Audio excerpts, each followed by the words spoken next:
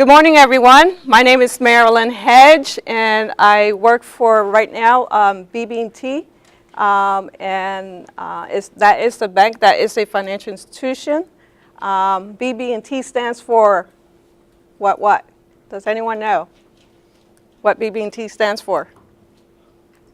It stands for Branch Banking and Trust Company. But what I say is best bank in town. Okay, a little bit about myself. I live in Lancaster County in Montjoy for over 30 years. I have two adult children. I was born in New York City and lived in Puerto Rico for approximately 7 years. I attended Brooklyn College, the Catholic University of Ponce, Puerto Rico, and the American Institute of Banking in New York. I also attended, in Puerto Rico when I was in college there, I attended the U.S. Army ROTC program at Ponce Regional College in Puerto Rico, where I earned Cadet of the Year. So I'm a tough cookie, yes. I started my banking career as a banker with the Federal Reserve Bank in New York City. And after 34 years of experience working in community investments, as well in compliance in several different banks, I was approached by BB&T, who bought out Susquehanna Bank. Many of you probably know Susquehanna. I worked for them for 10 years. They bought BB&T, and I became part of the team, advancing the bank's commitment to multicultural strategy. In my role as Assistant Vice President of BB&T, I serve the Regional Multicultural Banking Officer. I am the Regional Multicultural Banking Officer covering 3 states, and those 3 states are Pennsylvania, Southern New Jersey, and Maryland. I used to have West Virginia. That was a long trip, but I enjoy the travels. My primary task is to evaluate and support these branches as they carry out the bank multicultural strategy. So I'll be talking a little bit about multicultural later on in the presentation. I'm active and involved in board committees through the following organization in central Pennsylvania. It's Tri-County, Housing Development Corporation, Community First Fund in Lancaster, headquartered in Lancaster. I also serve on the National Hispanic Corporate Council. And I just recently resigned from HDC Mid-Atlantic board. That was a board that serviced the Pennsylvania, the state of Delaware, and also Maryland. And what they do is provide decent and safe, affordable housing. I'm also a graduate of Lancaster Leadership, the class of 1998, and also I was named one of the Pennsylvania Best Women in Business in 2008. So that's a little bit about me, my background. I do speak Spanish frequently. My parents were from Puerto Rico. I have 5 siblings.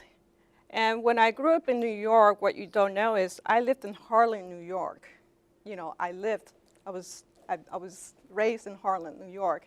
At that time, that was probably would say the most depressed area living.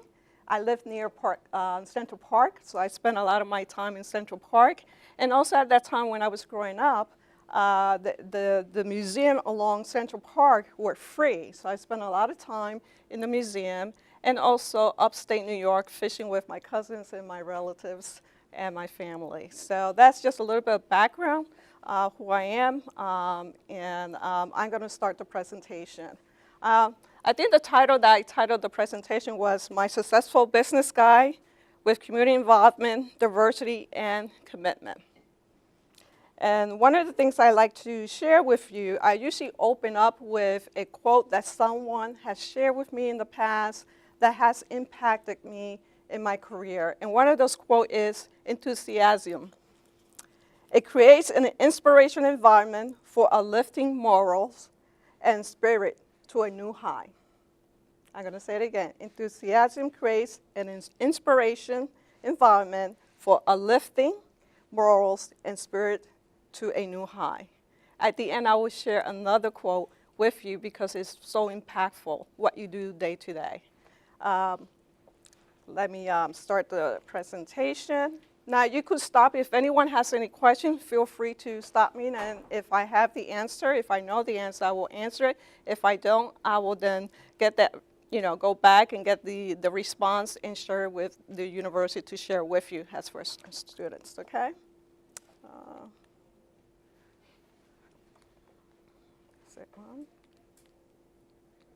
Okay. A little bit about BB&T. I just wanted to give you an overview. BB&T was established in 1872. They are 146 years old. It's one of the national largest financial company. Its mission is to help clients achieve economic success and financial security. They operate in the way through their community banks, through consultative approach, and they also, if you see the list there, BB&T is a Fortune 500 company, and BB&T has been consistently recognized for outstanding client service by the Greenwich Associates for Small Business and Middle Market Banking.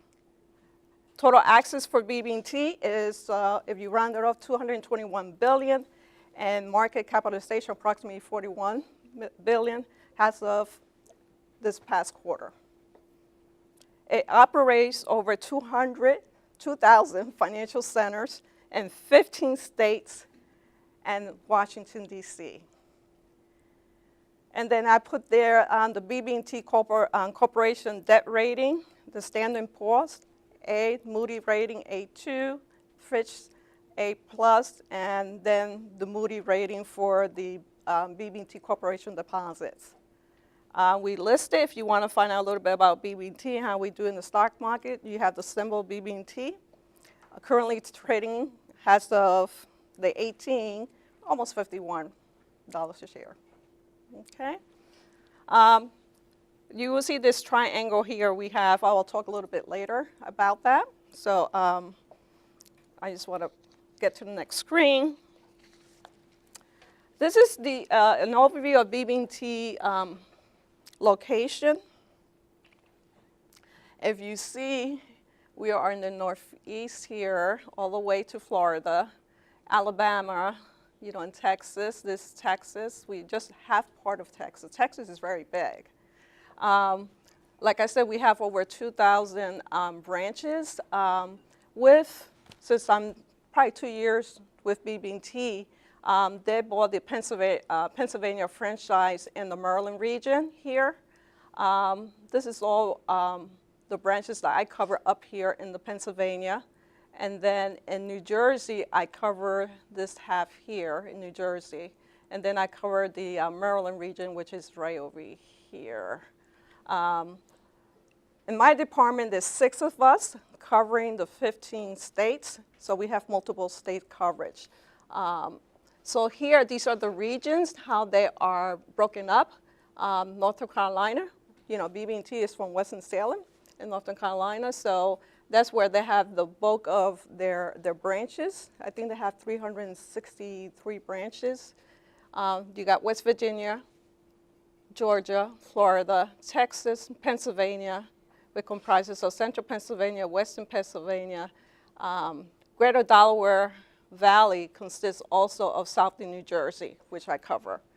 Kentucky, and then the state regions. And then we were the 10 largest U.S. financial institution. Now we are number 9. Okay? Any question on that slide? Yeah? Okay. Here is our vision and mission. I think it's important for you to understand our vision and mission and how we got started. But I also bought the mission and vision booklet. If you want one, you could take one.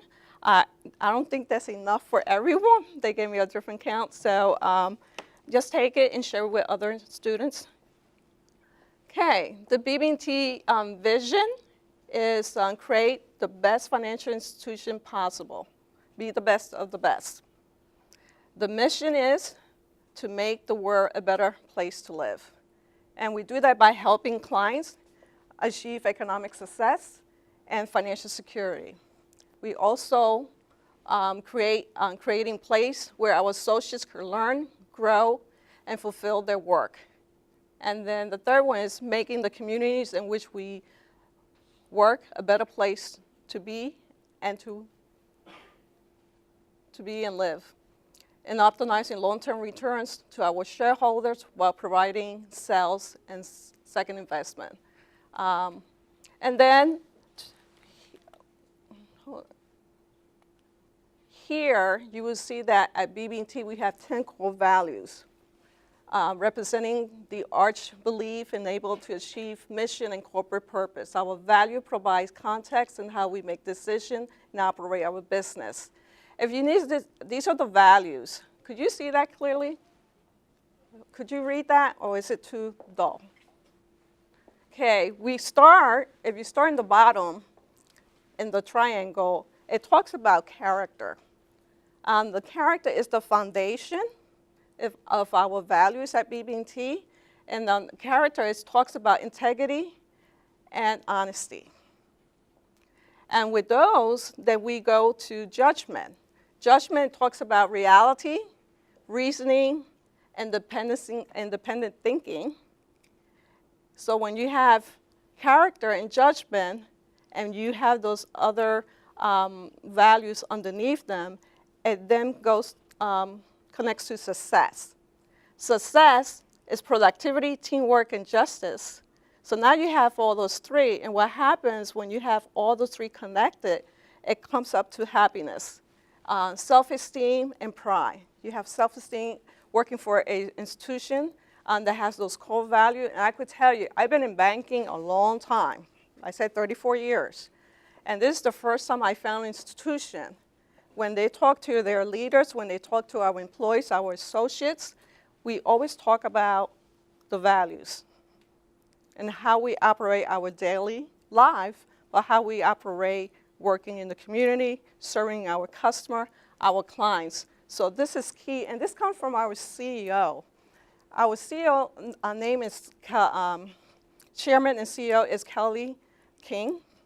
He been with the bank, I think 27 years or something like that. And he came from poverty himself. So he understands the community and how we work and how we could improve our community. So he came with these, the leadership, the executive leadership, and the CEO came out with these values and core values for how we operate our franchise and our employees. And, you know, and every time I'm in a meeting, no matter what management is, we always talk about the core values and what we are here for. Our mission is to make the world a better place to live by helping our clients, creating a place, making the community in which we work a better place to be, and optimizing the long-term shareholders. Not many people, not many banks has that really focus. The values will never change. So when you look at it, character really is the bedrock of the organization. That's where it starts. Okay, next. Any questions about our vision and values? You're a quiet group. Here it gives you more why choose BB&T and our mission. Why should we choose BB&T and a mission? And it's, you know, when you look at how we support the community, and remember we have those core values and also the mission statement, it just gives you a little bit more depth information, how we help the clients, how we create for employees a place where especially could learn and grow, and that is so true. Communities, making the communities where we work a better place, and shareholder optimizing. It just gives you a little bit more detailed information in there. BB&T recognitions. I'm going to pull my paper because I can't see these small prints here. Let me share with you. I'm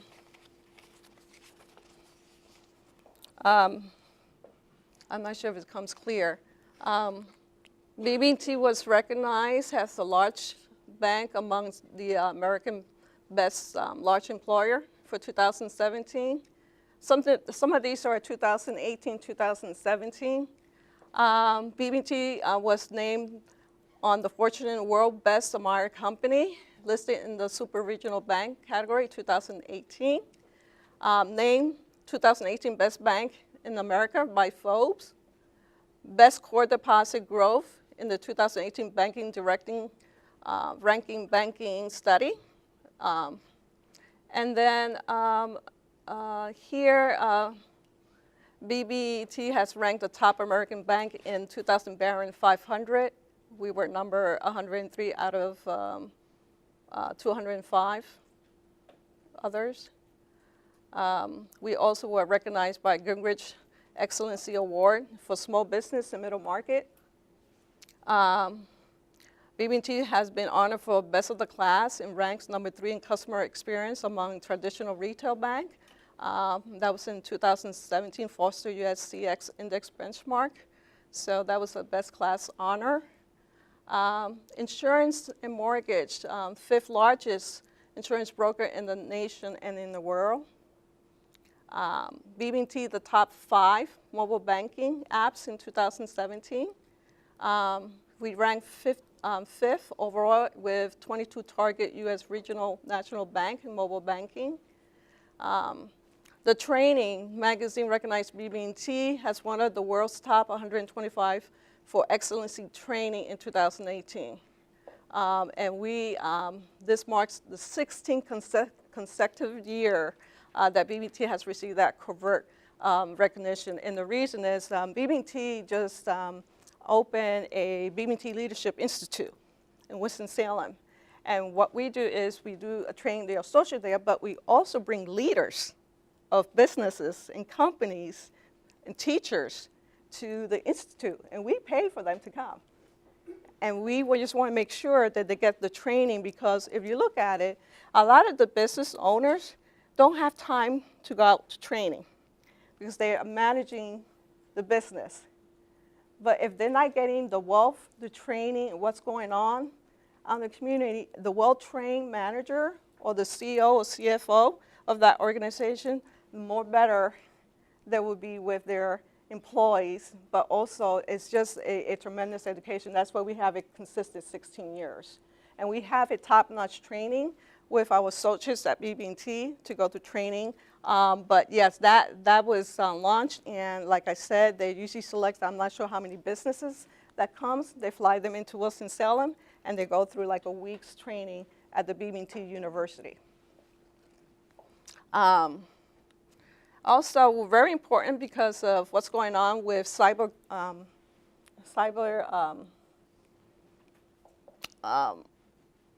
threats and things like that. BB&T was named in 2017 champion by the National Cybersecurity Alliance and the U.S. Department of Homeland Security, the National Cybersecurity Awareness Month, noting that we dedicate to safer and more secure and more trusted internet.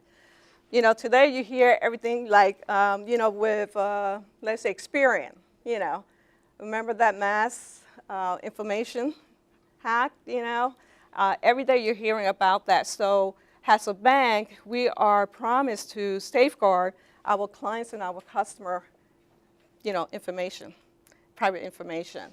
So we have to be on top of what's going on. What kind of scheme is out there attacking our system, but attacking the world too, you know.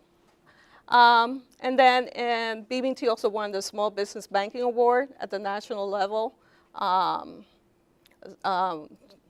And the Silver Consumer Banking Monitoring, and the Choice Award.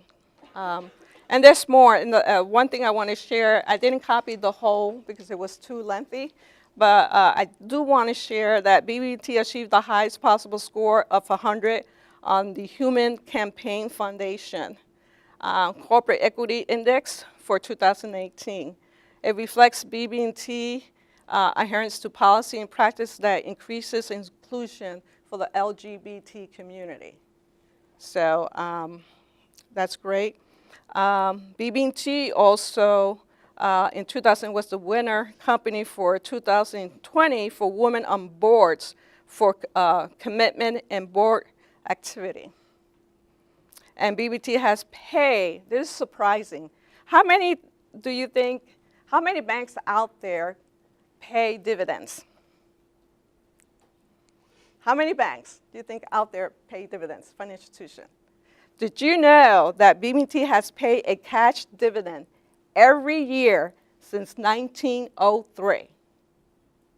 I think that's amazing because not many financial institution does that. That is. So, you know, you're a business student, this is your first year, and you know what, depending on what track you are, you'll be graduating in 3 more years.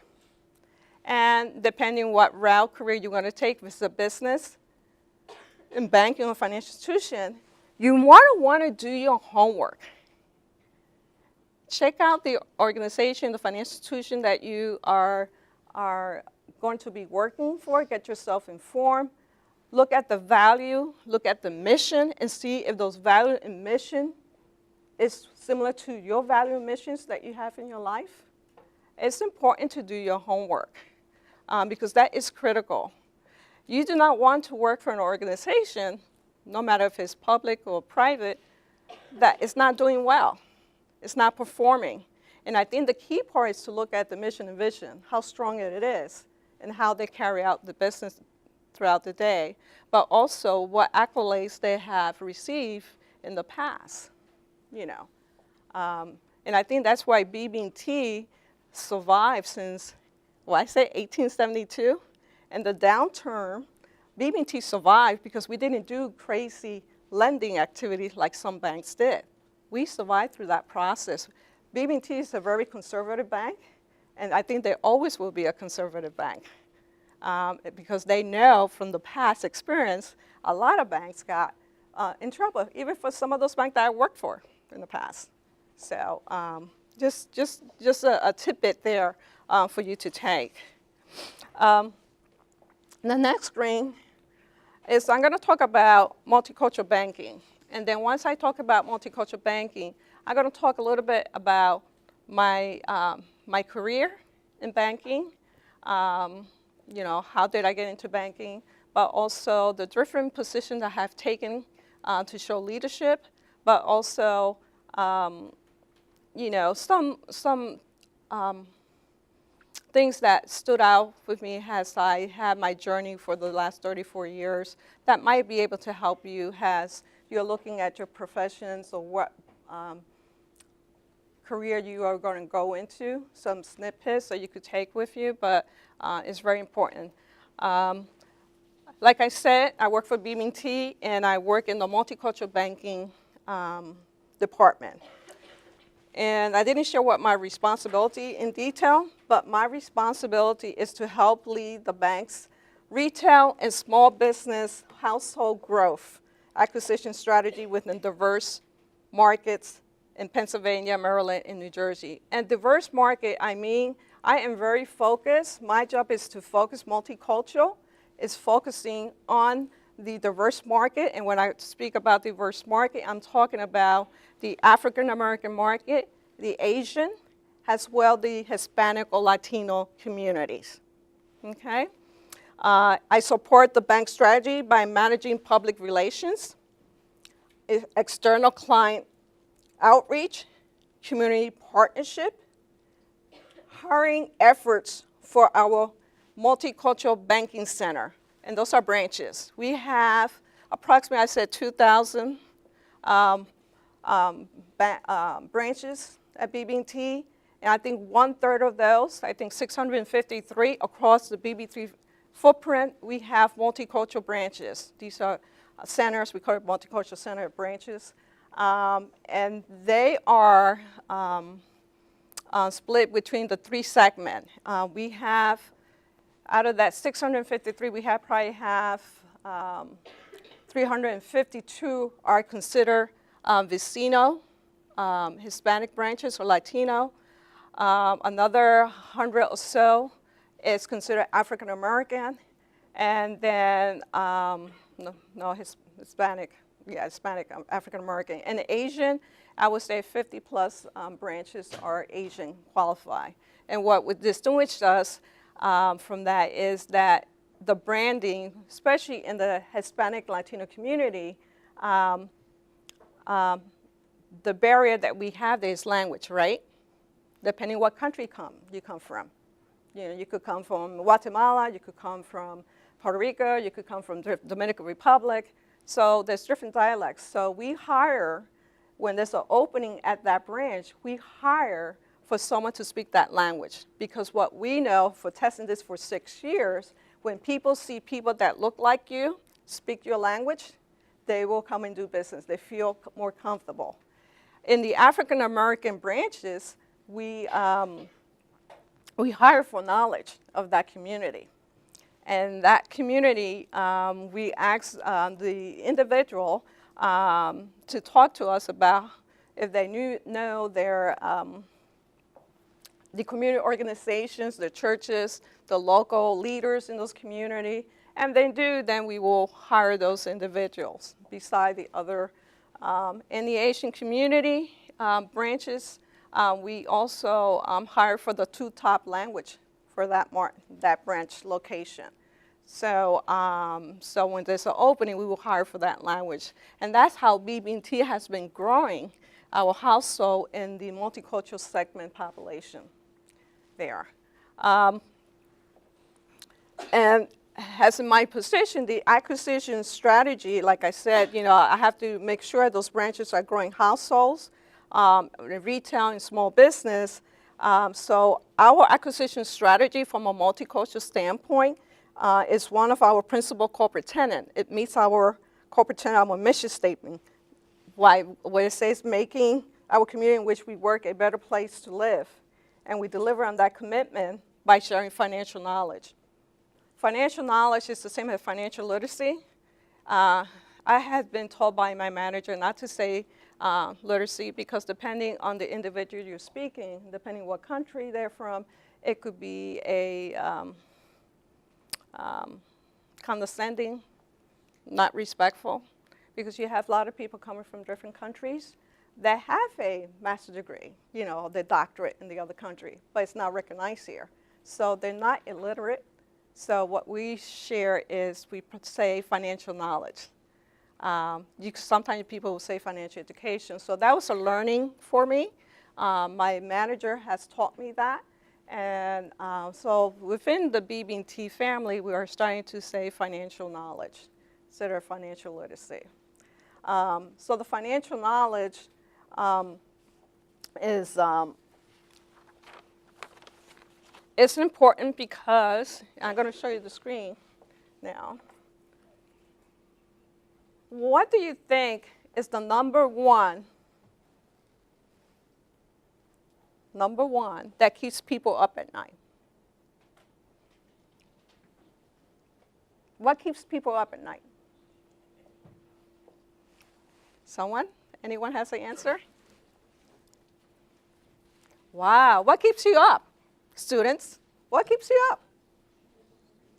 Huh? Homework? Okay. Anyone else? What keeps you up?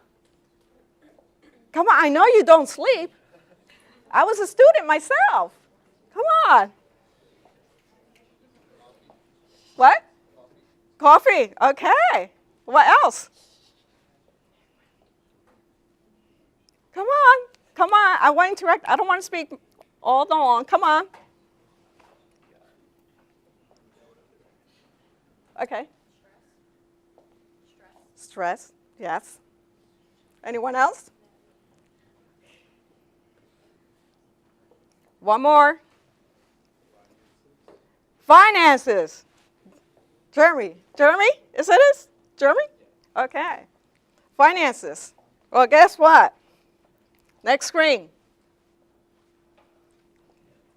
It might not hit you now because you are students, but once you graduate and get to the real world, finances is one of them. Today, financial wellness among today's workforces, most employees are financially stressed. And when you look at it, the number one Financial matters are the #1 source of stress across generations, especially millennials. Stress. 2, 52% of the employees say they are financially stressed. And then 45% say their financially stressed level increases during the past 12 months. And this is a piece on WC 2016 Employee Wellness Survey. And every year we hear more and more through this. So financial stress, you might not be feeling it now, some might be, but I just want to make you aware of it because it's a big issue.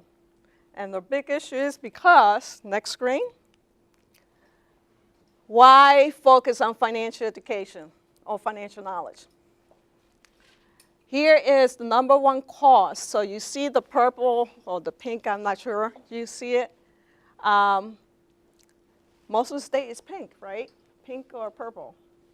The #1 reason is showing here is paying off debt. Paying off debt. The blue, the gray here, is not having enough money to fund emergency. And that is a person, in a month, let's say they're out of work, they don't have an emergency fund, and they can't round $1,000 or $2,000. They can't get to $1,000. That's why financial stress causes not having enough money sometimes. And then you have fear. In North Dakota, I think it's Ohio, paying education, lack of stable income, paying mortgage or rent, not being able to retire. Sorry, I'm losing my voice. Wanting a nice lifestyle, and paying off your debt. But you see the country? Paying off the debt is a big one. So you might want to be mindful as you are graduating and going to your second year, third year. I'm not sure how many of you have student loans or you have a free ride, but that causes stress in the environment. And then, because of financial stress, there's health issues. Did you know that? Health issues. And this is from the health poll of debt stress and the toll owning money takes on the body. So this stress, they say 15% is migraine. It's people with low level of financial stress get 15% of migraine, but 44% says when they have high level of financial stress. And then here is sleeping, high blood pressure, stomach ulcers, heart attack, muscles, severe anxiety, and severe depression. So there's a connection between finances, stress, and health. And a lot of employers, not just financial institutions, but businesses are starting to understand that. If they could help the employees in reference to how we educate them in finances, the more better, less stress they will have in their life, how they manage the money is important. So I just wanted to share that because it really highlights. I know you probably don't think it's going to happen to you or not going to happen to you, but I just wanted to make it real for you because it affects everyone out there. We do financial education, knowledge. We provide financial knowledge to universities, college, to students, through the Alumni Association, international students, or the body, depending on what the president or the university wants us. So we educate them on basic banking, family budgeting, and then this year we're launching growing your business. And most time, university has a business curriculum. We will come in and teach that to the students. So just make sure. How many of you use your mobile phone? Do you do your banking on your mobile phone? Okay. Do your bank, I'm not going to ask you who you bank with or anything like that, but does your bank offer you financial education on your mobile? You know what I mean? Budgeting, they might have a curriculum, they will tell you, they will track how you spend your money and, where your money is going. That is a good source of educating yourself, tracking your spending and your budgeting. I think it's great for yourselves here, students, to start taking a hold how you're managing your money. Because the way you manage your money now might be different next year, the following year, when you graduate, and you have student debts. And student debts are growing. And it's hard. My daughter is she's going to be a senior at Wilkes University. And she's going to graduate with some student loans. And she's planning to go to graduate school. And I said, the buck stops here with Mom. I'll do the 4-year. You do the graduate school. Because I have to think about my retirement. Even though I'm saving for my retiring, but I've been helping her these past 4 years. She will come out with student loans. I said, this is what you're going to graduate with these student loans. You're going to go to graduate school, you're going to have more student loans. I said, you're going to have a mortgage payment when you come out to pay. And how you're going to manage that.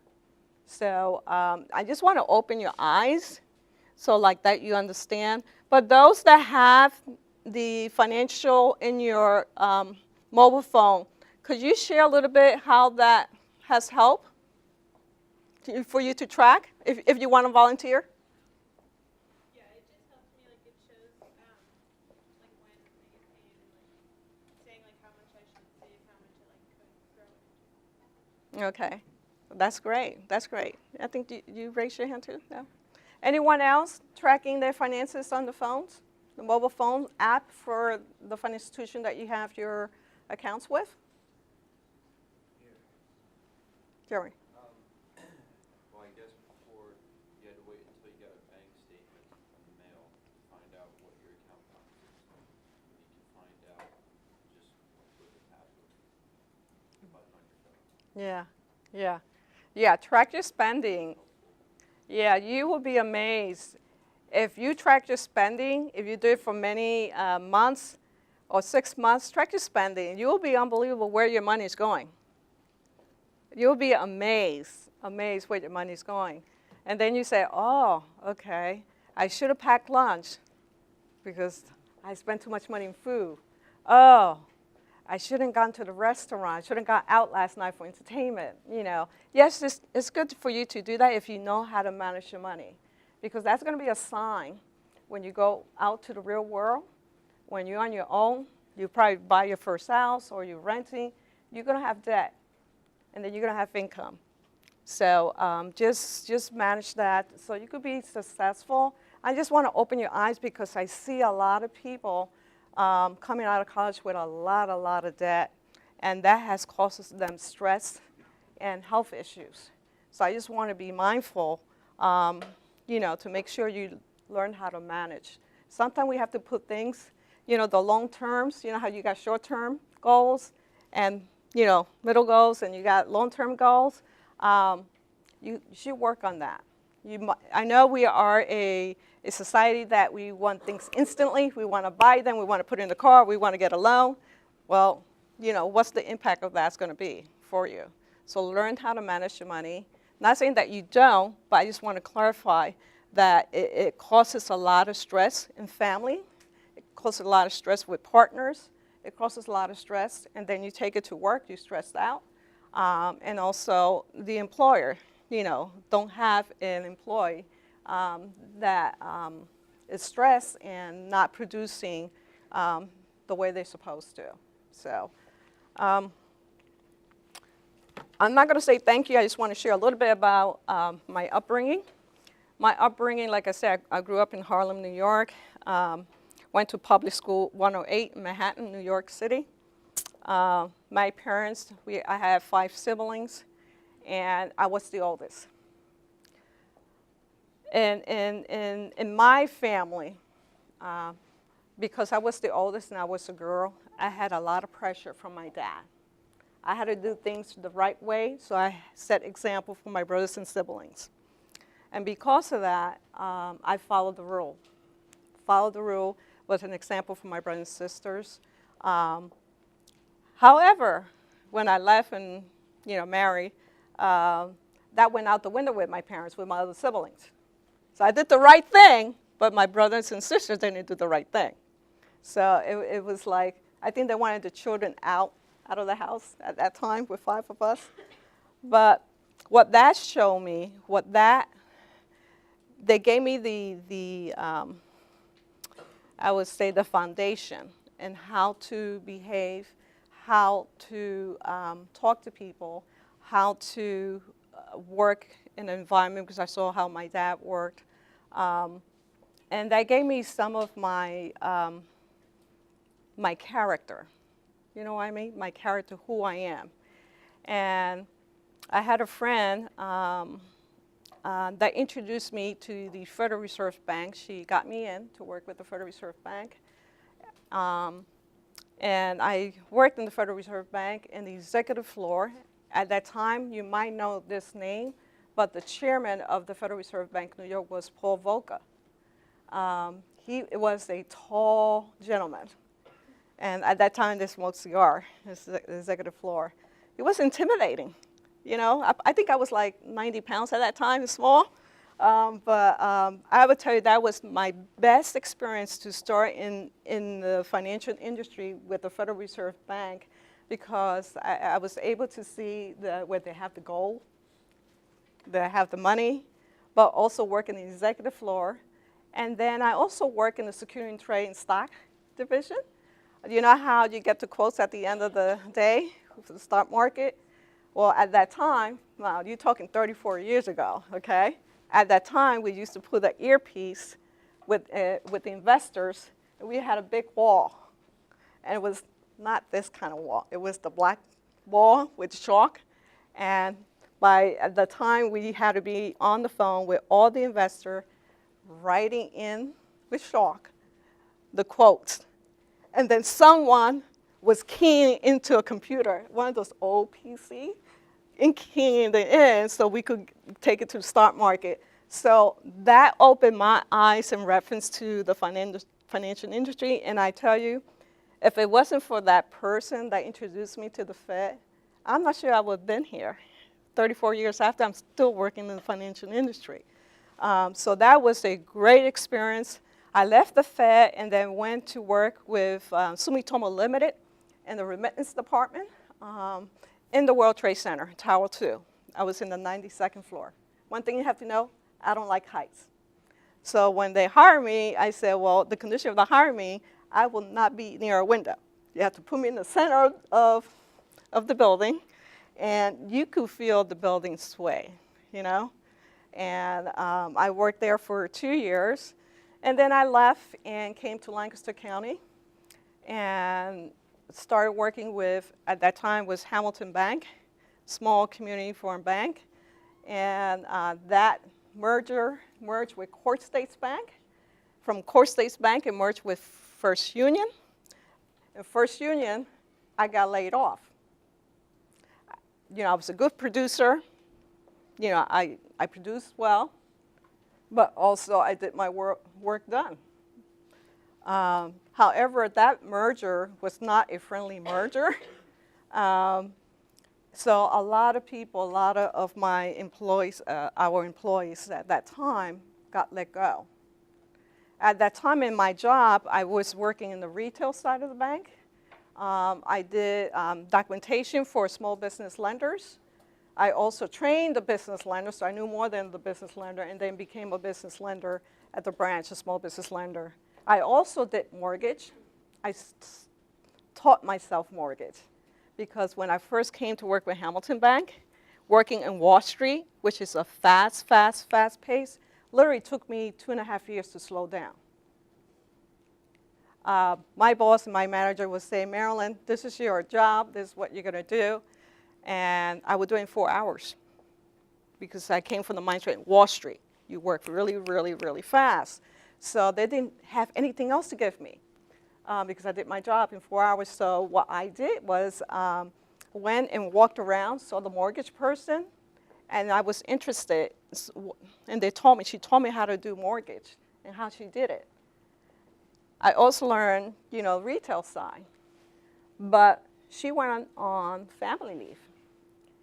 Guess what? They didn't bring someone to cover her, bring another employee from another area to help out.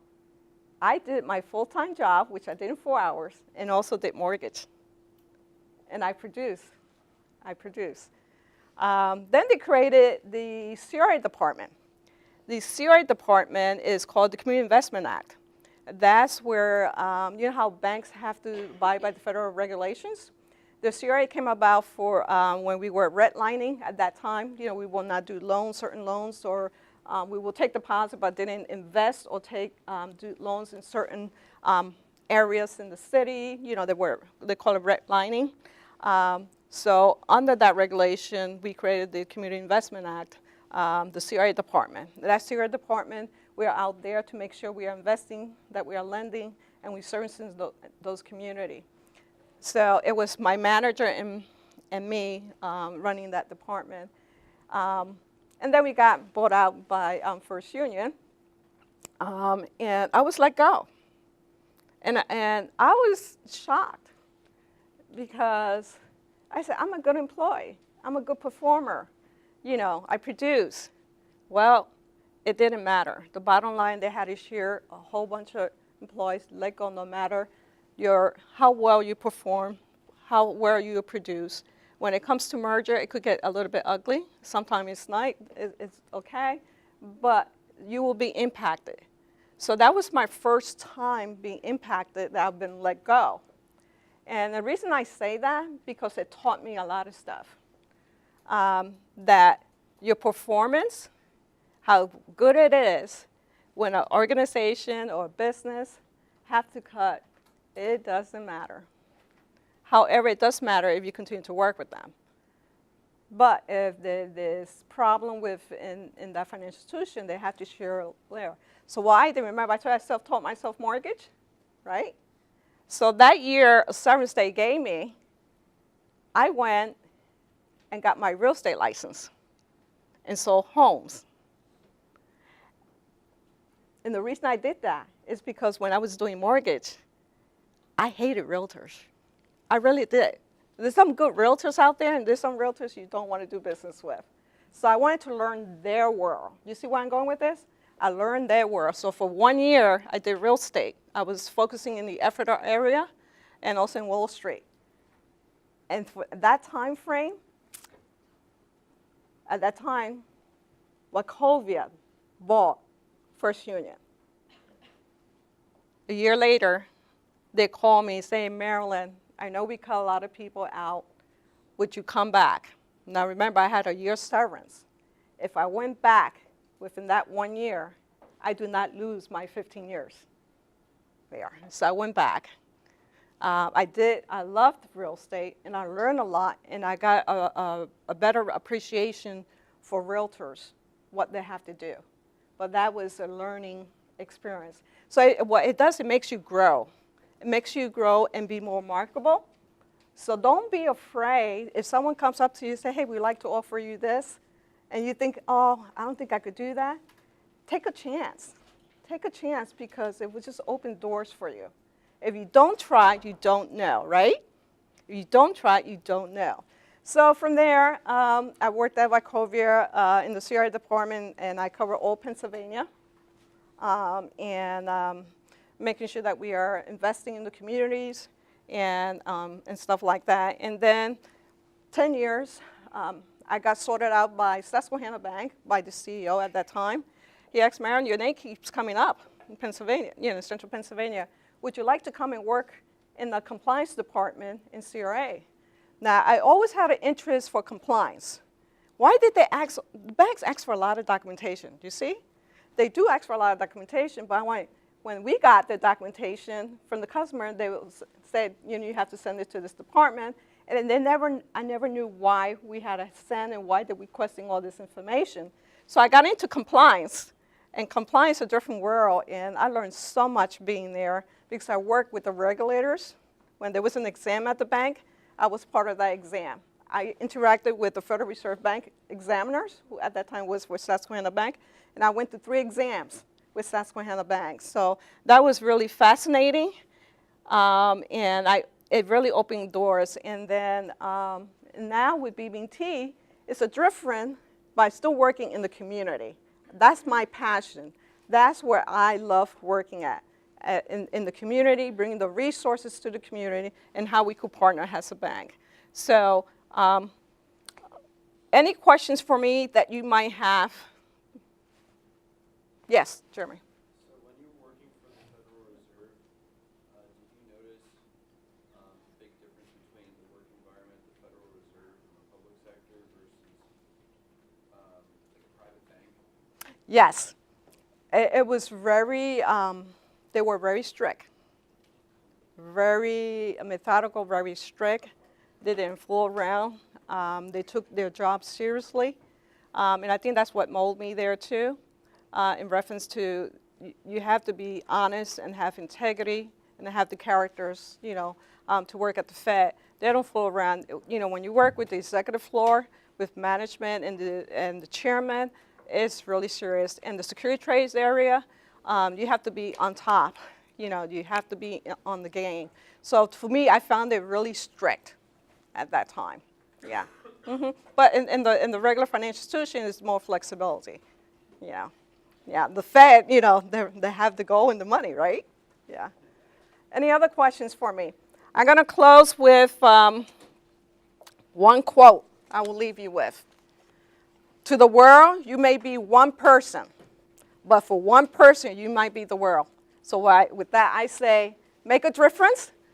Either it's a family member, your associates, students, make a difference. If you could say a kind word to someone, do that, because it might be the only word they hear that day from someone kind. So thank you very much for having me, and I appreciate everything you have done. Thank you.